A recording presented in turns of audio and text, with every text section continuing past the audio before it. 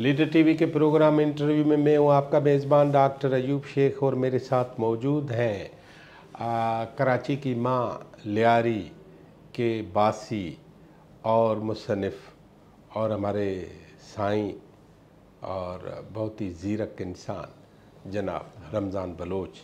आज हम उनसे बातें करेंगे और उनसे बहुत सारी बातें खुलकर करेंगे। उनकी 5 किताबें हैं और आर्ट्स काउंसिल ऑफ पाकिस्तान ने उनको लाइफ अचीवमेंट अवार्ड भी दिया है और मुख्तलिफ़ अवार्ड मुख्तलिफ़ मौक़े पे मुख्तलिफ़ इदारों ने उनको दिए हैं। लेकिन आप जब उनकी किताब पढ़ेंगे कराची की लियारी की अधूरी कहानी, तो या उभरता डूबता गवादर या इस तरह की और 5 किताबें आप पढ़ेंगे तो आपको महसूस होगा कि ये लियारी, ये पूरा कराची, ये गवादर, यह पूरा हिसाब, तो अधूरी कहानी अभी भी अधूरी है, अभी इन्होंने पूरी नहीं की और सन 2004 तक उन्होंने पूरा तफसील लिखा है।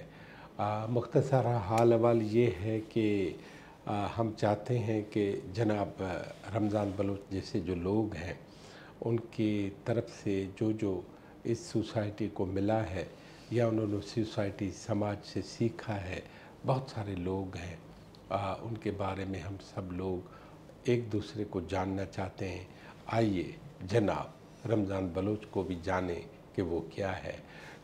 बलोच साहब अस्सलाम वालेकुम। सलाम, बहुत बहुत शुक्रिया डॉक्टर साहब आपका, आपने इज़्ज़त दी, हमें यहाँ बुलाया। नहीं, बड़ी मेहरबानी कि आपने टाइम दिया। मैंने कई मौके पे आपको कहता हूँ बलोच साहब हमें टाइम दें, बलोच साहब आप टाइम दें।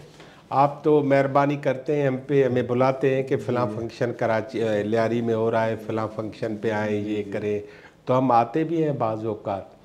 बड़ी मेहरबानी है आपकी। मैं चाहता हूँ कि आप मुझे अपने ज़ाती हाल अहवाल से वाकिफ़ करें कि आप कौन हैं, कौन से बलोच हैं, आपके अब्बा अम्मा क्या थे, भाई बहन क्या थे, एक मुख्तसर एक अपना हिसाब बता दें। मतलब ये रमज़ान बलोच है कौन? हाँ नहीं, मैं थाने में नहीं बैठा कि आपसे पूछूं कि ये है कौन। आमतौर पर लियारी वालों को पूछ गछ के लिए बुलाया जाता है कि आपने ये कराची बनाया क्यों। अच्छा, मेरा नाम रमज़ान बलोच है और मैं 1944 में कराची लियारी में पैदा हुआ और मेरे वालिद साहब मज़दूर थे, एक मज़दूर गिराने में पैदा हुआ।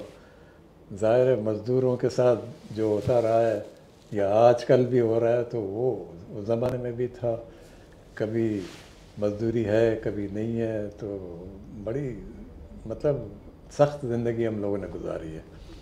लेकिन मेरे वालिदैन को मैं सलूट करता हूँ कि वो ख़ुद नहीं पढ़े, ना मेरे वालिद ने कुछ पढ़ा ना मेरी वालदा ने पढ़ा, लेकिन वो अच्छे इंसान थे। वाह, बड़ी बात ये थी। वाह। और फिर उन्हें एहसास था कि आइंदा क्या होने वाला है, तो वो मेरे भाई हैं उनको भी पढ़ाया, मेरे जो बहनें हैं, मेरी एक बड़ी बहन है वो मिडिल तक उस ज़माने में मीर अयूब गर्ल्स स्कूल वहाँ तक पढ़ी है। तो बहरहाल मैं एक लिहाज से पढ़ लिख गया। लियारी सेकेंडरी स्कूल से मैंने मैट्रिक किया और उसके बाद फिर क्या कहते हैं वो अमली ज़िंदगी शुरू हो गई।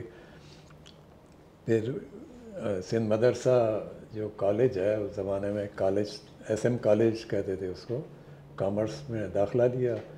फिर दिन में सर्विस करते रहे, शाम को पढ़ते रहे। अच्छा, दिन में सर्विस का उस ज़माने में भी रुझान था? रुझान था जी। अच्छा, और गुर्बत की वजह से अपने वालिद को सपोर्ट करने के लिए, क्योंकि हम जिस घर में पैदा हुए हैं उसको को आप एक झोंपड़ी ही कह सकते हैं। अच्छा। और मतलब कि मट्टी लगी हुई है उसमें, चिकनी मट्टी, फिर नहीं पहले लकड़ी का ढांचा बनाते हैं, फिर उस पर चिकनी मट्टी आ जाती है, फिर वो छत ऐसे वो जो लेपा देते हैं। हाँ, तो उसको फिर प्लास्टर भी करते हैं। हाँ माले के साथ। तो एक ही कमरा था उस ज़माने में। तो ऐसे माहौल में हमने जो है, फिर ज़ाहिर है जब انہوں نے ہمیں پڑھایا تو ان کو پے بیک تو کرنا تھا نا. پھر میں نے پھر سروس بھی کی ہے اور پرائیویٹ سروس بھی کی ہے. پھر 1973 میں بھٹو صاحب کا دور آیا. پھر ہمیں چانس ملا تو لیاری میں جو 2 گریجویٹس تھے انہوں نے 16 گریڈ میں لیے ٹاؤن ایڈمنسٹریٹر کے جاب کے لیے. تو مجھے انہوں نے اپر سندھ بھیج دیا رانی پور میں. تو وہاں میں وہاں گیا تو میں چونکہ اردو میڈیم کا آدمی تھا اور میرے بھائی نے جو ہے وہ ظاہر سندھی پڑھا لکھا تھا. اچھا اس زمانے میں سندھی پڑھائی جاتی تھی؟ بالکل پڑھائی جاتی تھی. اچھا. ہوا یہ تھا کہ ہم جو ہے آسن داس جو اسکول ہے وہ بہت مشہور اسکول ہے, نی مارکیٹ کے ساتھ ہی ہے. وہ اس زمانے میں اس سے بڑا اسکول آس پاس تو تھا ہی نہیں. ابھی تک وہ آسن داس اسکول ہے, ہے؟ گورنمنٹ اسکول ہے, اسی نام سے بدل گیا. اچھا نام بدل گیا, مسلمان کر دیا اس کو. اچھا اچھا اچھا اچھا. جیسے اور سڑکوں کے ہو گئے نا سارے, تو جیسے رام باغ آرام باغ اس طرح ہے. لیکن ہے ابھی تک گورنمنٹ میں. لیکن سندھی پڑھائی جاتی ہے یا نہیں یہ مجھے پتہ نہیں ہے. اچھا اچھا اچھا. تو بہرحال رانی پور گیا تو وہاں ایک لحاظ سے میں اجنبی محسوس کر رہا تھا اپنے کو, لیکن وہاں کے لوگوں نے اتنی محبت دی مجھے اور لوگ اتنے اچھے تھے. پیروں کا شہر تھا اور نیشنل ہائی وے پہ ہی تھا وہ. پیر عبد القادر شاہ جیلانی. پیر عبد القادر شاہ جیلانی MNA تھے اور کافی اثر رسوخ تھا ان کا. پھر ہمیں بھی اب یہ mid-60s ہے؟ یہ نہیں 73 ہے. اچھا بھٹو صاحب آ گئے؟ بھٹو صاحب آ گئے تھے. ہم لوگ NSF میں تھے اس زمانے میں, نیشنل اسٹوڈنٹس فیڈریشن میں. تو وہاں مہراج محمد خان لیڈر تھا ہمارا وہ. پھر پیپلز پارٹی میں گئے تو ہم بھی ان کے پیچھے گئے. پھر الیکشن میں بھی کام ہوا تو لیاری والوں نے بہت ویلکم کیا بھٹو صاحب کو.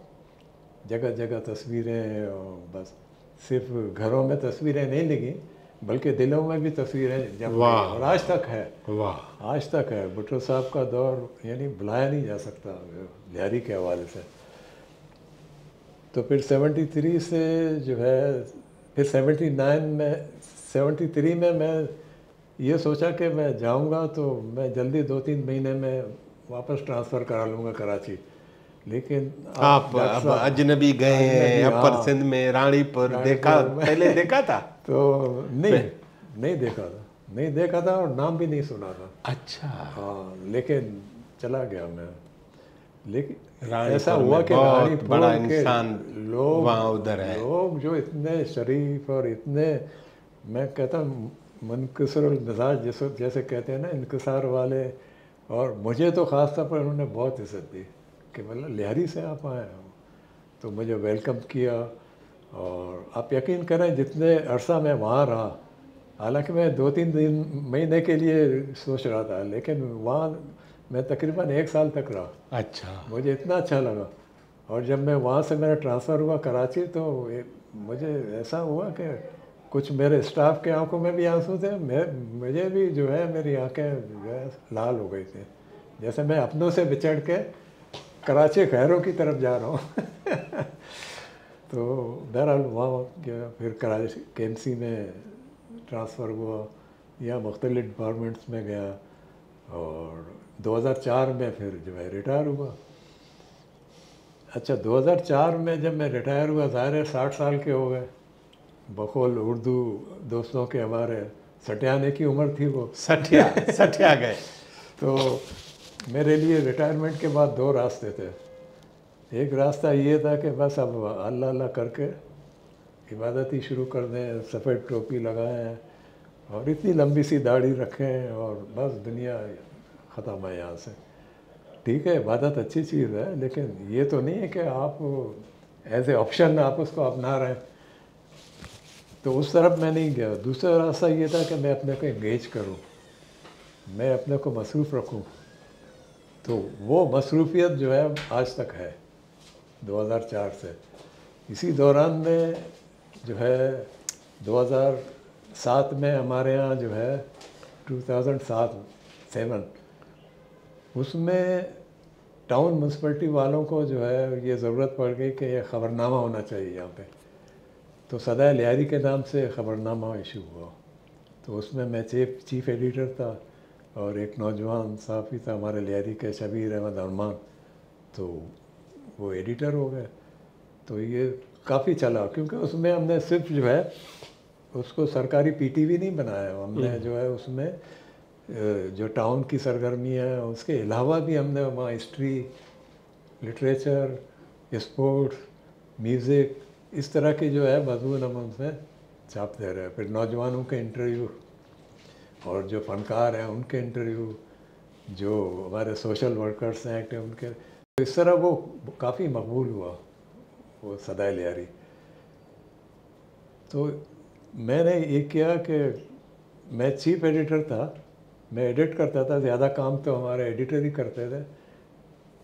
پھر کسی دن جو ہے وہ جو ہمارے ایڈیٹر ہیں شبیر رحمان، انہوں نے مجھ سے کہا، بولا آپ بیٹھ کے کبھی کبھی باتیں کرتے ہیں کہ لیاری ایسا تھا ویسا، تو آپ کیوں نہیں لکھتے؟ میں نے کہا میں تو لکھنا جانتا ہی نہیں ہوں، میں نے کبھی لکھا ہی نہیں ہے، سوائے اسٹوڈنٹ ایج میں ہم لوگوں نے پمفلٹ وغیرہ لکھے تھے، NSF کے. NSF کے اور لیاری اسٹوڈنٹ فیڈریشن کے. اچھا وہ بھی تھی؟ وہ بھی تھی، اور BSO کے بھی. اچھا BSO اس زمانے میں ادھر لیاری آ چکی تھی 67 68 میں. تو بہرحال ان کے اکسانے پہ، ایک لحاظ سے اکسانے پہ پھر میں نے شروع کی اپنی اسٹوری. تو لیاری کے شب و روز سے وہ چھپتا رہا، ہر مہینے چھپتا رہا. تو وہ بہت پاپولر ہوا، خاص طور پر نوجوان. اچھا وہ ایسا ہوا، پھر کچھ NGOs تھے وہاں پہ کراچی میں، کراچی یوتھ انیشیٹو وغیرہ، تو انہوں نے مجھ سے رابطہ کیا، بولا یہ جو آپ نے لکھا ہے یہ ہم چھاپنا چاہتے ہیں. تو ان کے ساتھ پھر بیٹھ کے ہم نے ایگریمنٹ کیا، پھر انہوں نے چھاپا لیاری کی ادھوری کہانی کے نام سے. اور وہ بیچ لگیری ہوٹل میں بک لانچنگ ہوئی، اور پھر 2000 کاپیاں چھاپیں اردو میں، اور انگلش میں 200 کاپیاں چھاپیں.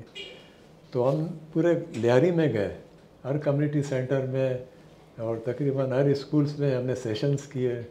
نوجوانوں کو ہم نے کہا کہ کوئی کوسچن ہے تو اس طرح کوسچن آنسر سیشنز ہوتے رہے. اس کے بعد 2 سال تک میں نے انتظار کیا. یہ ہے 2015 کی بات، جب میں نے لکھی کتاب لیاری کی ادھوری کہانی. پھر 2017 میں نے سوچا کہ یہ ادھوری کہانی مجھے بھی لوگ پوچھتے ہیں، نوجوان بھی پوچھتے ہیں کہ ادھوری کیسے پوری ہوگی، تو کسی اور نے تو پوری نہیں کی، چلے میں ہی پوری کر دیتا ہوں. تو پھر میں نے جو ہے وہ کراچی کی انہونی کہانی، نہیں انکئی کہانی پھر لکھی میں نے 2017 میں. اس میں نے ایڈیشنز کیے، کچھ جدید جو ماڈرن ایج ہے، جو ہمارا آج کا وقت ہے اس زمانے کا، تو وہ ہم نے کیے. پھر 2 سال کے بعد یہ تو اب چسکا لگ گیا نا، وہ قلم چل پڑا. پھر بلوچ روشن چہرے میری کتاب آئی. وہ ہمارے جو جتنے پولیٹیشنز تھے، یا ہمارے جو استاد جن کو ہم کہتے ہیں نظریاتی استاد، آپ کو پتہ ہے اس زمانے میں ہمارے یہاں ایک لائبریری تھی، وہ لینن گراڈ لائبریری کہتے تھے وہ. اچھا لینن گراڈ اس کو، وہ اصل میں لالا لال بخش رند، بہت بڑے مفکر، تھنکر، استاد، انہوں نے اپنے گھر کے سامنے چھاپا تھا ان کا. تو وہاں نوجوان آتے تھے. میں ایک وقفہ لینا چاہتا ہوں، لیکن وقفے سے پہلے ایک سوال کا جواب دیں. آپ کتنے بہن بھائی؟ میری جو ہے 4 بہنیں، اور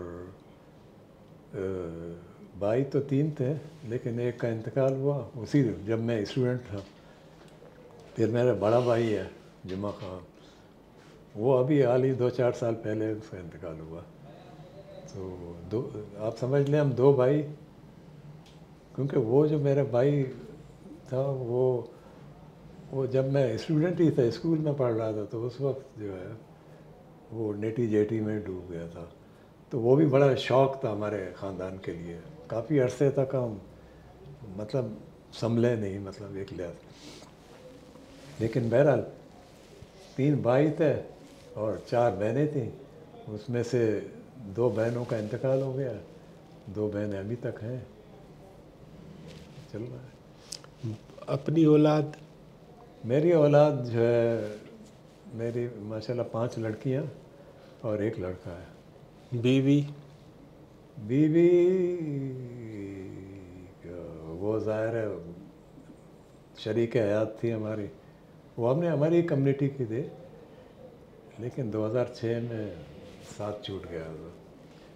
تو یہ لکھنے کی طرف آنے کا یا اپنے کو مصروف کرنے کا شاید یہ بھی بڑی وجہ ہے کہ میں نے، کیونکہ مجھے بہت شوق ہوا، بچوں کو دیکھا، پھر وہ جو ہمارا ساتھ رہا اتنے عرصے تک، 1970 میں ہماری شادی ہوئی تھی۔ اچھا، 1970 میں۔ تو بہرحال وقت وہ کہتے ہیں نا کہ مرہم ہے، لیکن بہرحال تو 2006 سے میں وہی بیچلر کا بیچلر ہوں۔ ناظرین، ہماری باتیں جناب رمضان بلوچ صاحب سے جاری ہیں۔ ایک چھوٹے سے وقفے کے بعد ہم ان سے بات کریں گے لیاری کے لوگوں پہ، لیاری پہ اور جناب رمضان بلوچ پہ۔